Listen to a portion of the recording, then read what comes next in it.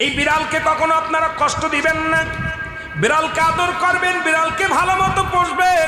বিড়াল যদি কোনো জাতির জন্য দোয়া করে, কোনো গৃহস্থর জন্য দোয়া করে, ওই সংসারের মধ্যে উন্নতি শুরু হয়ে যায়। ওই সংসারের মধ্যে আর এক নাম্বার হলো, যে ঘরে বিড়াল থাকে সেই ঘরে জিন আসতে পারে না, জিন বাস করতে পারে না।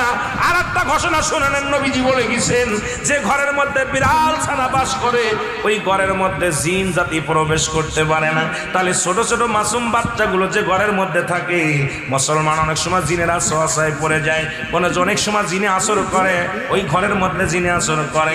যে ঘরের মধ্যে বিড়ালকে আদর করে বিড়াল থাকে, ওই ঘরের মধ্যে বিলাই বিড়াল বিড়াল বিলাই বিলাই, এইটা যার ঘরের মধ্যে আছে এই ঘরের মধ্যে দুষ্ট জিনেরা আসতে পারে না। জোরে জোরে চিল্লায় বলা যাবে না মারহাবা। একবার নবী সুলাইমান আলাইহিস সালাম শুনতে পাইলেন পাশের বাড়িতে একটা কুকুরকে কষ্ট দিয়ে বিষ